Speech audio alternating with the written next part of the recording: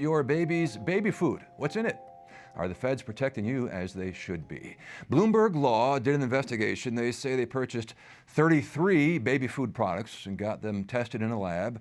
They say all but one contained at least 2 of 3 heavy metals, lead, arsenic, and cadmium. And we all know toxic metals can be very dangerous.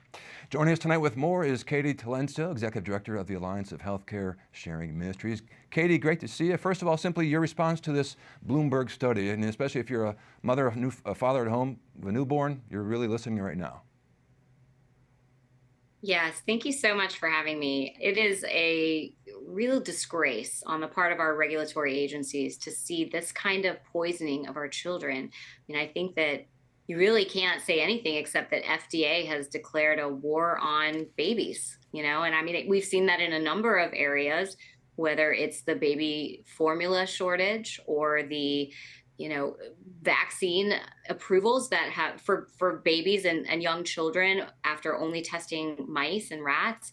But this is just the latest evidence that FDA is more interested in protecting corporate interests than in standing up for moms and dads and grandparents that are trying to protect their children from poisoning. It's really disgraceful. All right, so what should parents know tonight? I don't want to be an alarmist and have parents throwing out baby food on their shelf. They have to feed their children. But what do they need to know specifically right now as we're speaking about baby food on the store shelves tonight?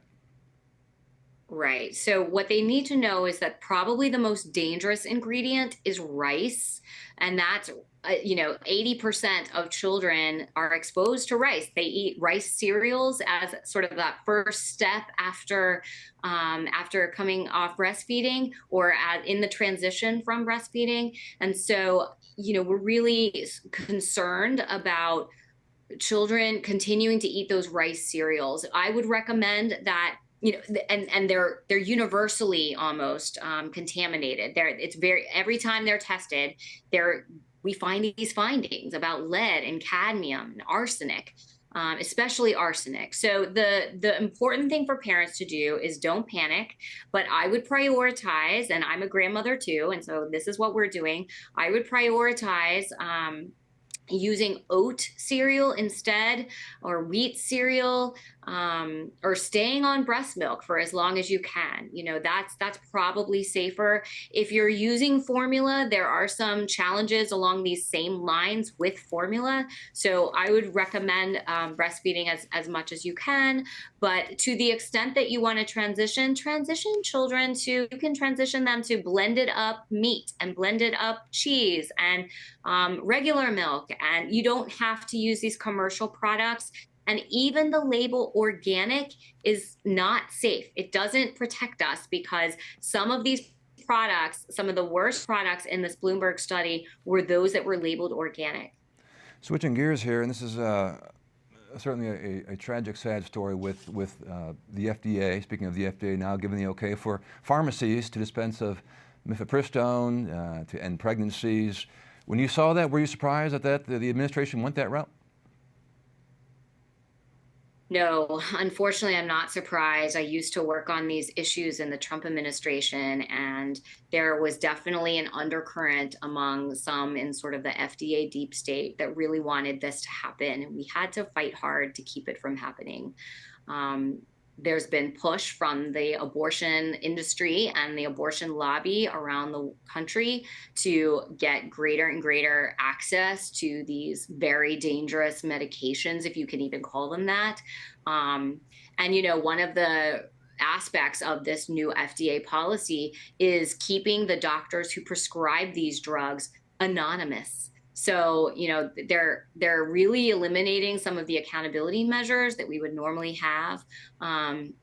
And already this drug is under a special type of approval that was really sketchy decades ago, that didn't follow the usual safety approaches that the FDA takes. And so they have these special procedures for these dangerous drugs that haven't been through those procedures, that haven't been through the safety and efficacy process in exactly the same way. And so this type of approval was originally rushed through under the Clinton administration.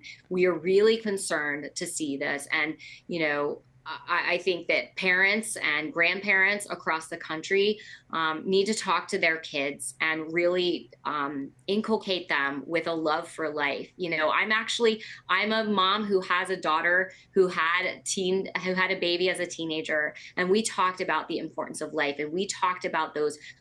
You know, I showed her those pictures of babies in the womb, and even pictures, unfortunately, as graphic as they can be, of aborted children, so that she knew what abortion really was, and that these drug induced abortions are no safer. You know, they cause bleeding, and they cause all kinds of problems that, you know, Planned Parents have had to call ambulances to their facilities on a number of occasions. So this is really a disaster for the FDA to engage in. And now they're sort of looping in these woke corporations, as your previous guest was talking about. It's a huge concern that we should all be alarmed at. And we should really just be praying and fasting that this would end once and for all. Absolutely, absolutely. You said some very impactful things, profound things, and we just have to keep fighting for the unborn. Katy Talento, great insights. Thanks very much for being with us tonight. We'll see you later. My pleasure. Thank you.